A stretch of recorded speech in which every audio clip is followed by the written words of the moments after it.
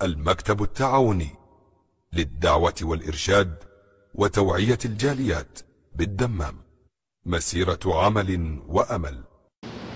প্রথম আলোচনা শুরু করা যাক স্ত্রীদের হক থেকে।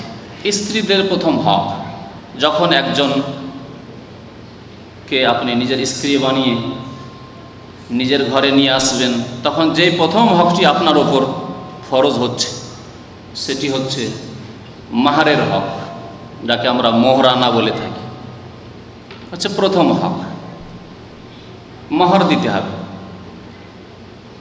এ সম্পর্কে মহান আল্লাহ কোরআনে কারীমে একাধিক জায়গায় ইরশাদ করেছেন। তার মধ্যে একটি জায়গায় আল্লাহ পাক রব্বুল আলামিন ইরশাদ করছেন, ওয়া আতুন নিসা সাদুকাতিনা নেহলা। সূরা নিসাই মহান আল্লাহ ইরশাদ করছেন, ওয়া আতুন নিসা সাদুকাতিনা নেহলা, তোমরা মহিলাদেরকে দেও, প্রদান করো, সাদকাতিনা, তাদের মোহর।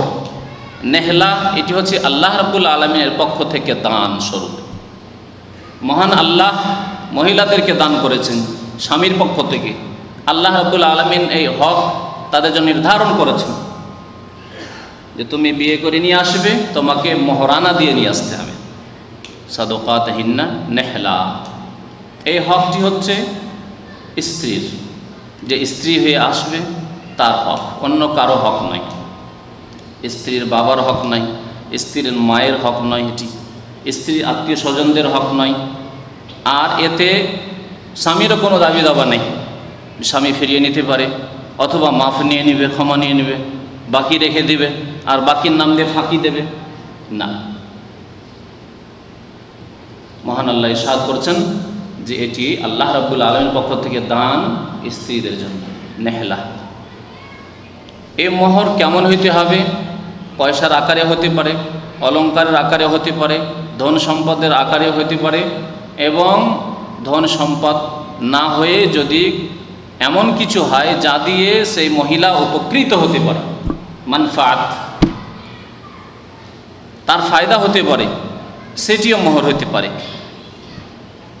পয়সা, সোনা দানা, চাঁদি হওয়ার শর্ত নেই এই ক্ষেত্রে, যেহেতু প্রিয় নবী মুহাম্মদুর রাসূলুল্লাহ সাল্লাল্লাহু আলাইহি সাল্লামের একটি হাদিসে রয়েছে, সহিহ বুখারী মুসলিমে এই হাদিস রয়েছে। একজন মহিলা এসে প্রিয় নবী মুহাম্মদুর রাসূলুল্লাহ সাল্লাল্লাহু আলাইহি সাল্লামের কাছে দরখাস্ত করল, ইয়া রাসূলুল্লাহ যাওয়াজনি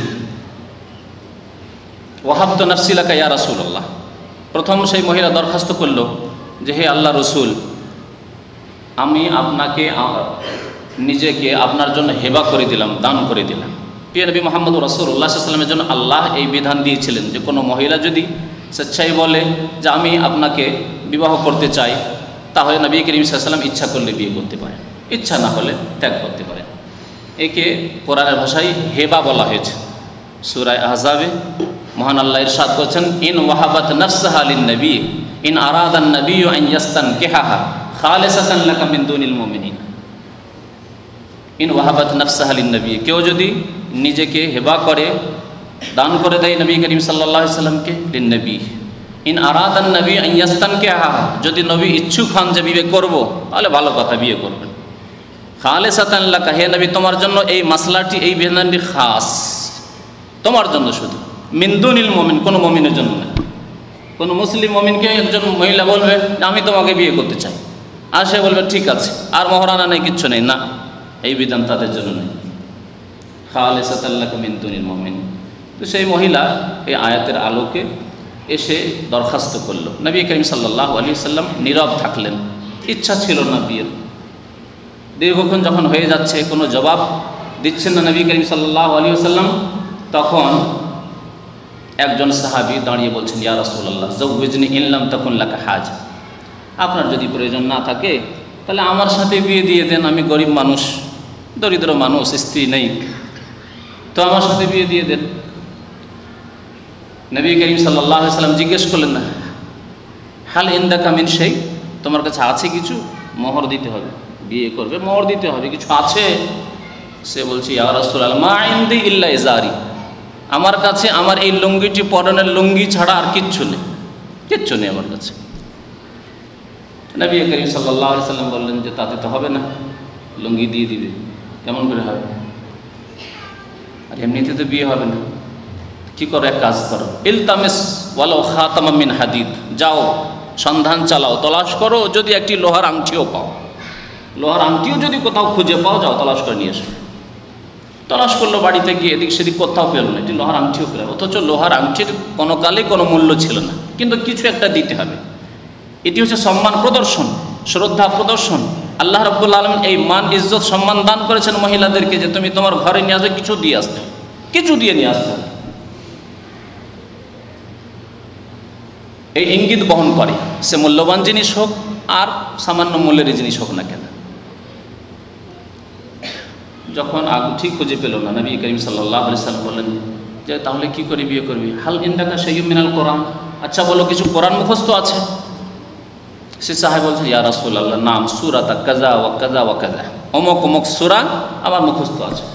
নবী করিম সাল্লাল্লাহু আলাইহি সাল্লাম বললেন, যাও ইযহাব ফাকাদ যাওয়াজতুকাহা বিমা মাআকা মিনাল কোরআন।